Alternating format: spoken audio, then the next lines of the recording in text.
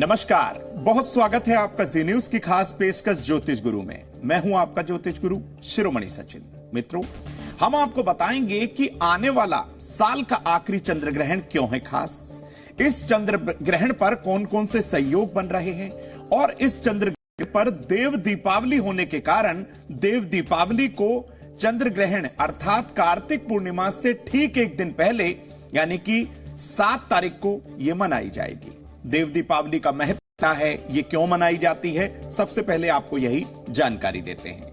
देखिए, भगवान शिव ने जब त्रिपुरासुर नाम के राक्षस को, जब उसने बहुत ज्यादा देवताओं को परेशान किया तो उसका वध किया था और उनका आगमन जब काशी में हुआ तो देवताओं ने उनके आगमन की खुशी में भगवान शिव के निमित्त जो है देव दीपावली मनाई।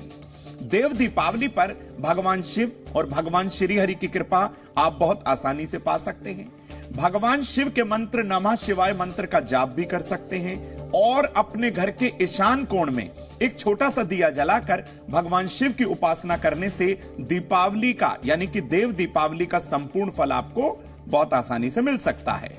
मित्रों, इस बार चंद्र ग्रहण के अवसर पर हम आपको बताएंगे कि क्या कुछ करना है खास, और ज्योतिष गुरु आपके साथ वो रसोई घर की एक छोटी सी अचूक सामग्री साझा करेंगे जिससे आपको बहुत फायदा होगा। लेकिन शुरुआत कर लेते हैं हर दिन की भांति आज के दिव्य महामंत्र से। ओम क्षीरपुत्राय विद्महे अमृत तत्वाय धीमहि तन्नो चंद्र प्रचोदयात्। यह चंद्र गायत्री मंत्र है। इसको जपने के बाद मानसिक रोग शांत हो जाते हैं, मानसिक अवसाद दूर हो जाते हैं, यानी कि जो डिप्रेशन की समस्या है या अगर आप मनोरोग से पीड़ित हैं तो इस मंत्र का लाभ आपके लिए बहुत ज्यादा हो सकता है। तो इस मंत्र को जरूर जपिए। आगे की ओर बढ़ते हैं, अवगत कराते हैं आज के पंचांग से। दिनांक 7 नवंबर 2022, दिन सोमवार, कार्तिक मास शुक्ल पक्ष की चतुर्दशी तिथि, नक्षत्र होगा अश्वनी, चंद्रमा मेष राशि में संचरण करने वाले हैं। राहु काल का समय नोट करिए, सुबह 7:30 बजे से 9 बजे के मध्य है। यह वो समय होता है जब कोई आप नया कार्य शुरू बिल्कुल ना करें।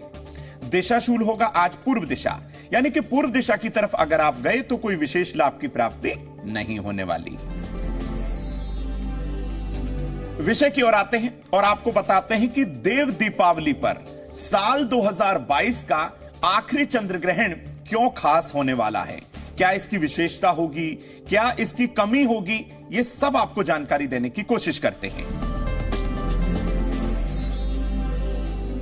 देखिए, जब सूर्य, पृथ्वी और चंद्रमा एक सीध में आ जाएं और पृथ्वी की छाया चंद्रमा पर पड़े, चंद्रमा कुछ ढका हुआ सा प्रतीत हो, एक छाया, एक शैडो उस पर आ जाए तो उसे हम चंद्र ग्रहण कहते हैं। यह एक खगोलीय घटना होती है, इससे डरने की आवश्यकता नहीं है। इस साल का आखिरी चंद्र ग्रहण 8 नवंबर 2022, दिन मंगलवार, देव दीपावली और कार्तिक पूर्णिमा पर लगने जा रहा है, जो कि ग्रस्तोदय चंद्र ग्रहण होगा। अब इसका क्या अर्थ हुआ? देखिए, जब चंद्र ग्रहण उदय होने से पहले ही ग्रस्त हो जाए और वह उदय हो ग्रस्त हुआ तो उसे हम ग्रस्तोदय चंद्र ग्रहण कहते हैं। इस चंद्र ग्रहण का जो प्रारंभ है तथा खग्रास जो प्रारंभ होगा वो भारत के किसी भी नगर या राज्य में बिल्कुल दिखाई नहीं देगा। भारत में जब चंद्रोदय होगा, ग्रहण की समाप्ति पर ही आप इस चंद्र ग्रहण को देख पाएंगे, यानी कि एक आंशिक चंद्र ग्रहण होगा, खग्रास चंद्र ग्रहण होगा, लेकिन खग्रास इसका दिखाई बिल्कुल नहीं देगा। अब आपको बताते हैं कि विश्व में, इस सृष्टि में ग्रहण का प्रारंभ कब होगा।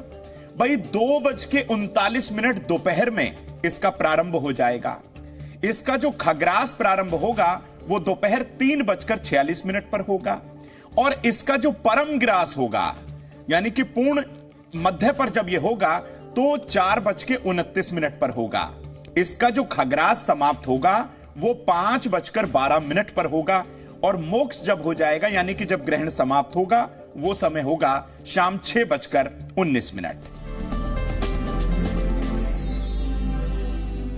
अब भारत में जो चंद्रोदय है वो शाम 5:12 पर होगा। तो ग्रहण की जो शुरुआत है वह तभी मानी जाएगी और इसकी समाप्ति कब होगी? शाम 6:19 पर। तो इस ग्रहण का सूतक काल चंद्र ग्रहण से 9 घंटे पूर्व सुबह 5:30 बजे के करीब से यह शुरू हो जाएगा। अब यह चंद्र ग्रहण कौन सी राशि में है, कौन से नक्षत्र में है, यह भी आपको बताते हैं। देखिए, साल का आखिरी चंद्र ग्रहण मेष राशि और भरणी नक्षत्र में लगने जा रहा है। तो इस राशि का स्वामी मंगल वह भी पीड़ित होगा। नक्षत्र स्वामी शुक्र वो भी ग्रहण से काफी प्रभावित होने वाला है। तो इस राशि और नक्षत्र में जन्मे लोगों की सेहत पर जो है वो खराब असर पड़ सकता है। इस चंद्र ग्रहण पर मंगल और शनि का षडाष्टक योग बना हुआ है, जो कि आगजनी की ओर इशारा करता है। लोगों की सेहत खराब हो सकती है। जब मंगल और शनि का षडाष्टक योग होता है तो अक्सर दुर्घटनाएं होती हैं।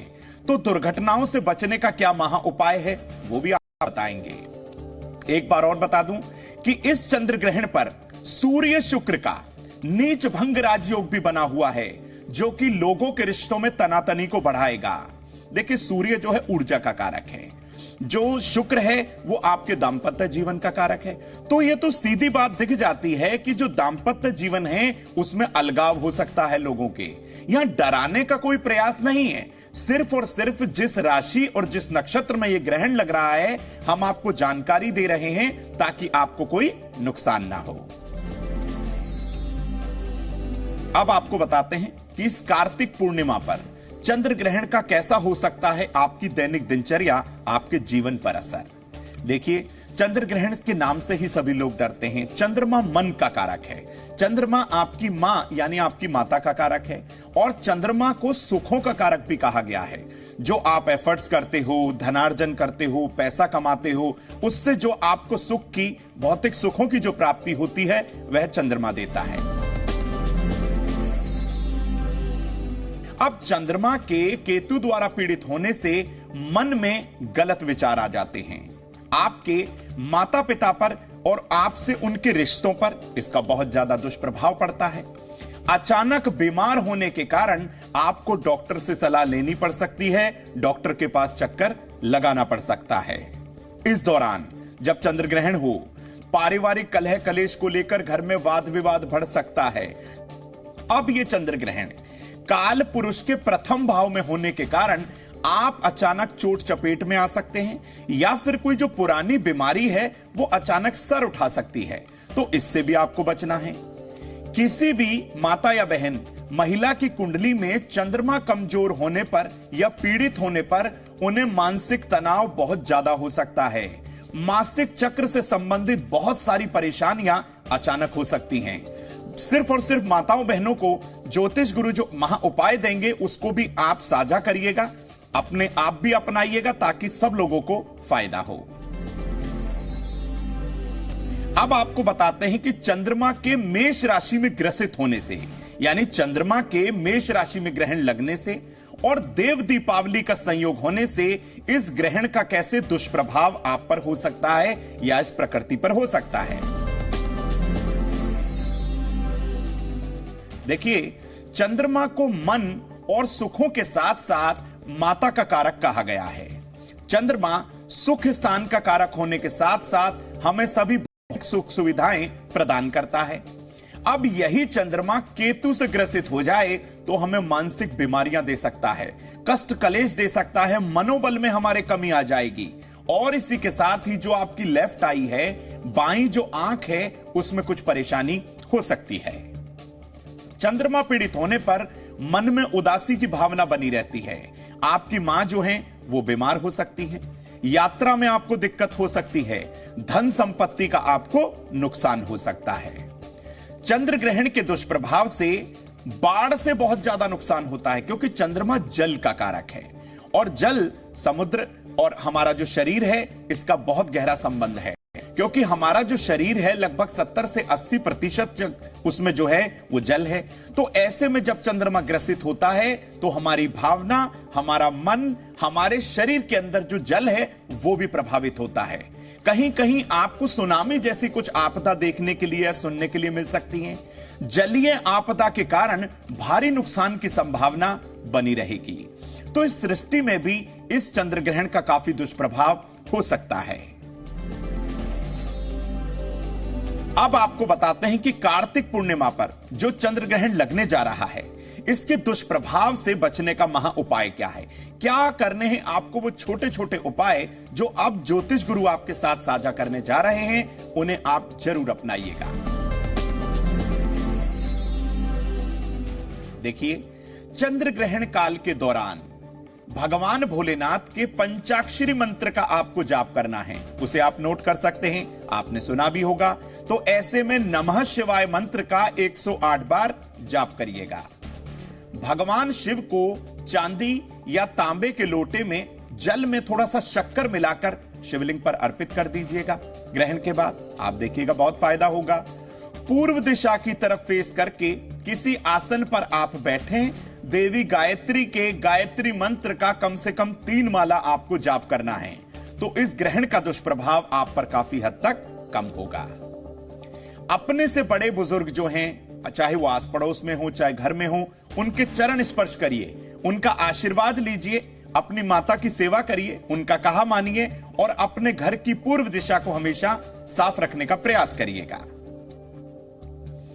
अपने घर की स्त्रियों की सेहत की कामना करते हुए, देखिए चंद्रमा जो है वो स्त्री ग्रह है, तो इसका स्त्रियों पर बहुत ज्यादा दुष्प्रभाव पड़ सकता है। तो अपने घर में जितनी जो माता हैं, बहन हैं, आस पड़ोस में जो भी महिलाएं रहती हैं, उनकी सेहत की कामना करते हुए एक जटा वाला नारियल भगवान शिव को हो सके तो सफेद फूलों के साथ आप अर्पित कर दीजिएगा। भगवान शिव से कामना करिएगा कि सभी लोग स्वस्थ रहें और एकदम समृद्ध रहें।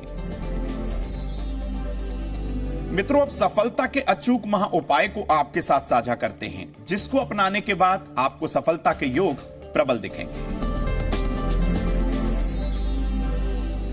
देखिए, अपने नहाने वाले पानी में आधा चम्मच गोमूत्र डालकर आप स्नान करिए। आपको फायदा भी होगा, पापी ग्रहों का दुष्प्रभाव भी नहीं होगा और आपके कार्य बन जाएंगे। अब बात करते हैं अपनी माताओं बहनों की सेहत और उनके सम्मान यानी कि रेस्पेक्ट की। आज हम माताओं बहनों को बताने वाले हैं, यदि वो अपने मासिक चक्र को लेकर बहुत ज्यादा परेशान हैं, अनियमितता से परेशान हैं, तो क्या करना है। एक सरल उपाय देखिए, 1 गिलास दूध में 2 चुटकी दालचीनी डालकर आप पीना शुरू कर दीजिए। थोड़े ही दिनों में आपको फर्क महसूस होगा। बात करते हैं अपनी माताओं बहनों के सम्मान की यानी कि उनके रेस्पेक्ट की। आज हम वो उपाय साझा करने जा रहे हैं जिसको करने के बाद हमारी माताएं बहनें सम्मानित भी होंगी, स्वस्थ भी रहेंगी और उनका कार्य भी बनेगा।